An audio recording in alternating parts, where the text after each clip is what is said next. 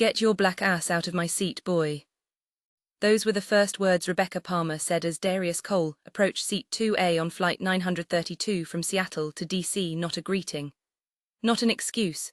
Just that sharp, venom-laced command that cut through the cabin like broken glass. Every head in first class turned. A few passengers gasped.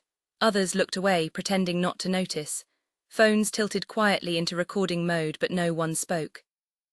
Darius Cole, tall and composed in a grey hoodie and clean black jeans, stood still. His boarding pass was in his hand, printed clearly, Seat 2A*. But Rebecca had already shoved his bag aside, claiming the seat as if she had bought the entire row. She adjusted her white pantsuit, diamond bracelets flashing under cabin lights, and crossed her legs with deliberate grace. "You people always try to sneak into places you don't belong," she said, loud enough for everyone to hear. The air froze, the tension was thick enough to touch. Flight attendant Chloe Simmons, mid-20s, blonde ponytail and nervous energy, stepped forward. "Sir," she said, trying for authority, "I think you're in the wrong section. Economy is behind you." Darius lifted his boarding pass. "This is my seat." Chloe didn't even glance down. "Please move, sir, now." 2 rows back, a teenager began streaming on TikTok. Her video title would later read, "When a black CEO gets kicked out of his own seat." Within an hour, it would reach hundreds of thousands of screens. But right now, all Darius did was breathe, slow, calm, deliberate. Rebecca leaned back, a smirk spreading across her face. "Some people need to learn their place." Chloe still refused to check the ticket. "You can't just walk into first class because you feel like it," she said. Rebecca lifted her phone. "See, Seat 2A, it's mine." Chloe nodded without hesitation. "You heard the lady." The judgment wasn't new. It was polished, rehearsed, systemic. Meanwhile, the teenager in row 5 kept streaming. "They won't even check his pass," she whispered. "This is crazy." Darius didn't argue, didn't raise his voice, didn't plead. He just stood still and steady, his silence louder than their words. Rebecca rolled her eyes. "Well, are you just going to stand there all day?" Chloe crossed her arms. "Sir, move to the back or security will be called." Still, Darius didn't move. His expression was unreadable, calm, restrained, but certain. And that certainty began to make people uncomfortable. Every second stretched. Passengers shifted in their seats, the tension grew. Phones kept recording. Darius's silence wasn't surrender. It was control. Rebecca muttered under her breath, "At least say something if you're going to play the victim." Chloe chuckled, typical, always making a scene without saying a word. But it wasn't a scene. It was a mirror. And everyone was being forced to look at themselves in it. Darius glanced at his watch, still calm, still silent. He didn't need to defend himself. The truth would defend him soon enough. The cabin doors closed. The cameras rolled. The story had just begun. The engines hummed softly beneath the floor, but the air inside the cabin felt heavy. Every breath, every rustle of fabric seemed to echo. Rebecca Palmer reclined deeper into Seat 2A, confidence still painted across her face. The world to her was a hierarchy, and she sat at the top. Chloe Simmons, the flight attendant, hovered nearby, lips pressed tight in misplaced certainty. "Sir," she said again, "either you move or security will remove you." The cameras kept rolling. Darius remained still. For a moment it looked as if he might step back, retreat into the silence they expected. But then, his hand slipped calmly into his hoodie pocket, pulling out his phone. The movement was slow, deliberate, graceful, the motion of someone who didn't need to prove anything. Rebecca smirked, "Calling customer service or maybe your girlfriend." Chloe laughed lightly. "That's not going to help, sir." Darius said nothing. His fingers moved across the screen with precision. No panic, no rush, just purpose. Then the screen lit up. A logo glowed, Orion Air, sleek, silver, unmistakable. Lines of text scrolled, password prompts, authorization layers, and at the top a single line appeared. "Welcome, Darius Cole, Chief Executive Officer." Rebecca's smirk faltered. The cabin went still. The teenager filming gasped quietly, her voice captured by her phone's mic. "Oh my God, he's the CEO." Chloe blinked. Excuse me. Darius lifted his phone slightly, just enough for them to see. I'm showing you your boss, he said, calm and clear. It wasn't loud, but the words struck harder than any shout. Chloe's jaw tightened. Sir, You didn't want to verify, Darius interrupted. You just decided I didn't belong. Behind her, passengers shifted, their earlier silence now tinged with regret. Rebecca's voice cracked. That's fake, that can't be real. Her words stumbled over disbelief, but Darius didn't flinch. He turned to the lead attendant emerging from the galley. Jacob Monroe, he said evenly, contact your captain. Tell him the CEO of Orion Air is aboard and ready for takeoff after we finish this discussion. Jacob froze. You're Mr. Cole. Yes, Darius replied. Would you like to see the board dashboard, the legal department roster, or my direct reports? The teenager's live stream exploded, passing 50,000 viewers in minutes. Comment sections flooded. He's the CEO. They told the owner of the airline to move. This is America in one video. Rebecca's face drained of color. You're lying, look at you. She stopped herself, but it was too late. Everyone heard it. A storm of silence followed. One that burned more than words ever could. Darius didn't reply. He didn't need to. The truth was visible now, undeniable, unshakable. He gestured toward the seat. This seat, he said, his tone measured, is reserved for the Orion CEO on every domestic flight. But the issue isn't the seat. It's what you saw before you decided I didn't belong in it. Chloe lowered her head. Rebecca looked away. At that moment, 2 airport security officers stepped onto the plane. A calm black officer named Jamal Grant, and a composed Asian detective, Rachel Tanaka. What's going on here? Tanaka asked, scanning the tense scene. Jacob jumped in quickly. Officers, we have a passenger refusing to move to his assigned seat. Tanaka raised an eyebrow. Have you verified his ticket? Jacob hesitated. Not exactly, but... You assumed, Officer Grant finished flatly. Tanaka turned to Darius. Sir, may I see your boarding pass? Darius handed it to her quietly. She scanned it, nodded, and then looked toward Chloe. Confirmed, seat 2A, and yes, she said, glancing at the glowing phone screen. This man is who he says he is. Her tone shifted. Mr. Cole, do you wish to file a discrimination report? The cameras recorded. The truth had arrived. Darius nodded once. Yes, but not for punishment, for accountability. The cabin door sealed with a quiet click, but outside that plane the world was already waking up. Sophia's live stream, the one she'd started on impulse, was now everywhere. 12,000 viewers became 50, then 100, then 200,000. Screens lit up across airports, classrooms, and offices. A calm black man sitting in first class was being told he didn't belong. A calm black man who moments later revealed he owned the airline. The comments scrolled faster than anyone could read. He's showing them the ticket. This is racism in real time. He's literally the CEO. News outlets caught it within the hour. Hashtags began to multiply, seat 2A, Orion bias, flying while black. The clip was short, but it carried the kind of truth that couldn't be edited away. Inside the plane, Detective Tanaka documented the scene. Officer Grant collected names, badge numbers, and statements. Every detail mattered now, every tone, every refusal, every assumption. Rebecca Palmer sat motionless, her hands trembling on the armrests she'd claimed so confidently only minutes earlier.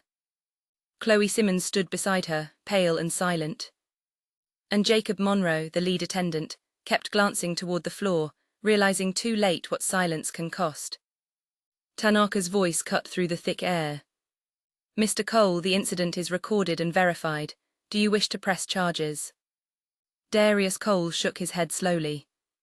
I'm not here for arrests, I'm here for accountability. He tapped his phone again. The Orion Air legal console glowed across the screen. Connect me to General Counsel, he said. A woman's voice answered through the speakers. This is Sylvia Jenkins. Sylvia, initiate an internal compliance report. Flight 932, Seattle to DC confirmed bias incident. Document it and alert PR crisis response. Yes, sir, came the reply. Do you want external counsel involved? Not yet, Darius said, but prepare a statement, transparency only, no spin. Every passenger within earshot knew they were witnessing something more than confrontation. This was a transformation. Chloe took a step closer, voice trembling. Mr. Cole, I didn't mean to. Darius looked at her, calm but unyielding. But you did, he said. You looked at me and made a decision. You refused to check the facts because of what you expected to see. Her eyes welled with tears. Jacob started to speak. Sir, if we'd known. You didn't care to know, Darius said evenly. That's the problem. Rebecca tried to salvage her image. Her phone buzzed endlessly, emails, texts, alerts from her company. A headline flashed across her lock screen. Marketing executive humiliates Black CEO in first-class meltdown. She turned toward Darius, voice cracking. Please don't ruin my life. Darius's expression didn't change. I didn't ruin anything, he said quietly. You did. The words hung in the air like judgment and mercy at once. Officer Grant approached. Mr. Cole, we're ready to file the final report. Do it, Darius replied. Outside the window, the sun broke through clouds over Washington state. Inside, power had shifted not by force but by truth. By the time the plane began its taxi, the entire internet was ablaze. #Darius Cole was trending in 50 states. Civil rights lawyers were analyzing the footage frame by frame. News anchors were calling it a turning point. On board, Darius sat quietly, staring out the window. He wasn't angry, he wasn't even triumphant. He was steady, a man who had faced a system and answered it without raising his voice. The plane lifted into the sky. For the first time in airline history, first class was quiet not from comfort, but from reflection. Every person on that plane knew they would land in a different world than the one they'd left behind. When Flight 932 touched down in Washington, D.C., there was no applause, no noise, just the sound of reality catching up. Phones vibrated with notifications, reporters waited at the gate, and the Orion Air logo had already become a headline. A simple moment of bias had turned into a mirror for the world to stare into. Inside the plane, the silence was no longer heavy with tension, it was heavy with consequence.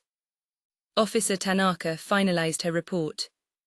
Officer Grant photographed the boarding pass, the app screen, the crew manifest.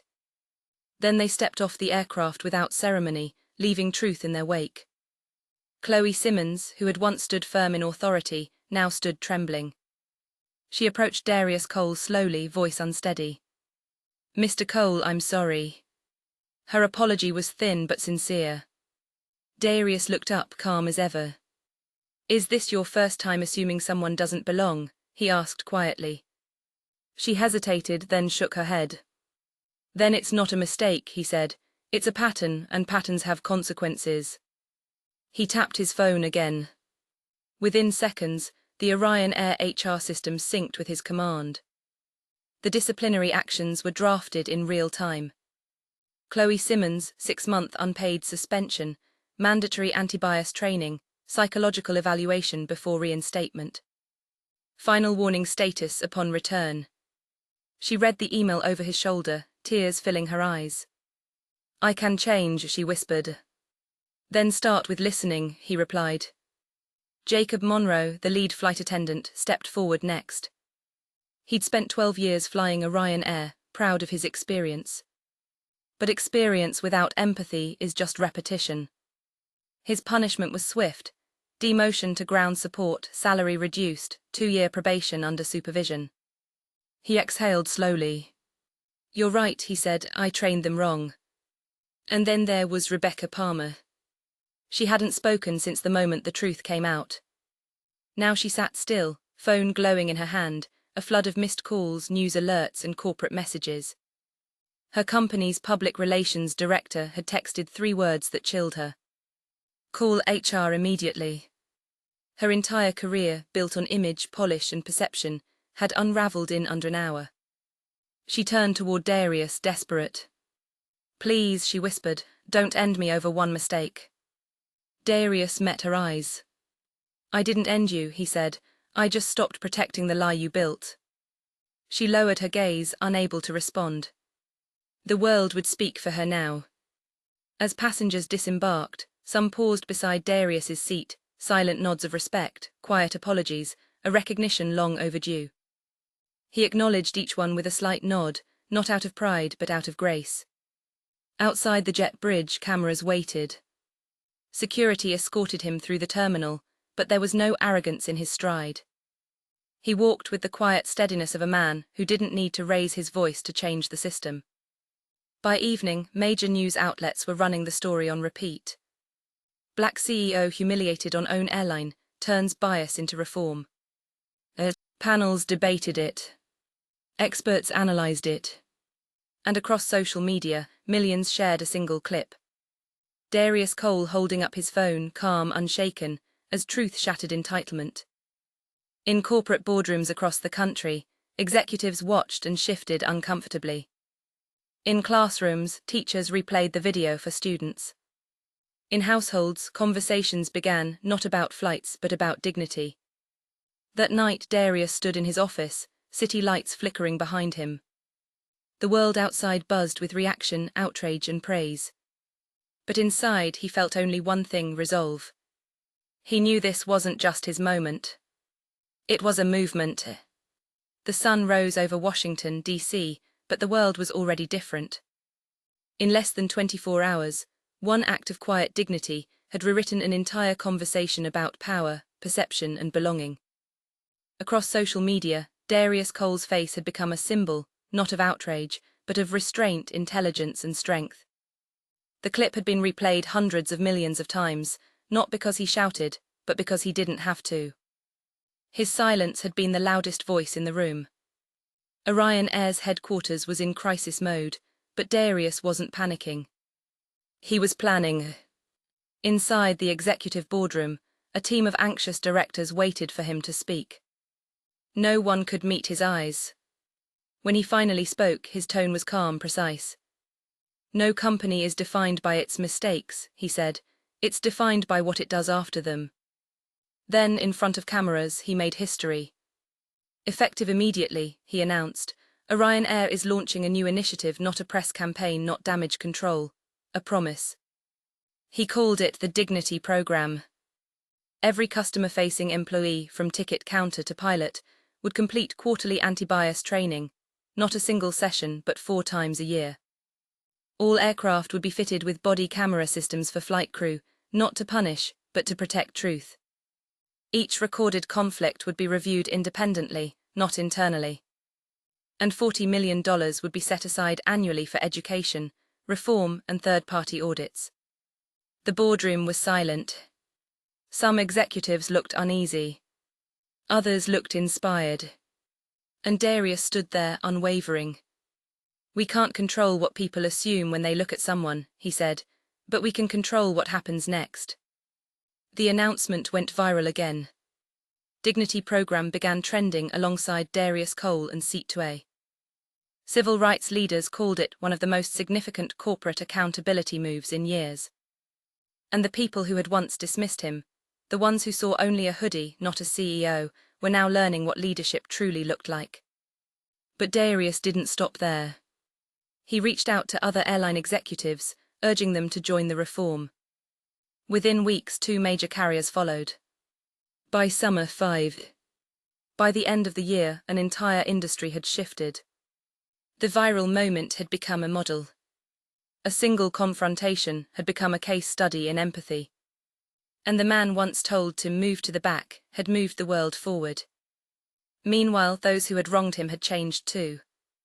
Chloe Simmons returned from her suspension, not as a flight attendant, but as a bias training facilitator. She began speaking openly about her mistake, teaching new hires what humility sounds like. Jacob Monroe, once the lead attendant, joined the company's culture feedback board, ensuring future crews were trained to lead with respect. And Rebecca Palmer, the woman in Seat 2A, quietly left her high-profile job. She spent months volunteering at a community justice center in D.C., serving those whose stories looked nothing like hers. She never made a public statement, because this time she chose to listen instead of speak. As for Darius, he returned to seat 2A a month later. Different route, different crew, same quiet power. This time when he boarded, no one questioned him. No one glanced twice. The attendants greeted him by name, not because of his title, but because of the culture he had built. He took his seat, looked out the window and watched the clouds drift by. Peaceful, powerful, human. Because this story was never just about a flight. It was about the invisible rules that shape how people see each other, and how easily they can be rewritten. If you've ever been underestimated, overlooked, or told you didn't belong, remember this. Dignity is not granted. It's claimed. And sometimes the quietest stand becomes the loudest change. This is the story of Darius Cole, a man who turned humiliation into reform, silence into strength, and bias into legacy. A black story. A human story. And a reminder that sometimes justice doesn't roar. It simply stands up, shows proof, and sits back down in seat 2A, where it always belonged.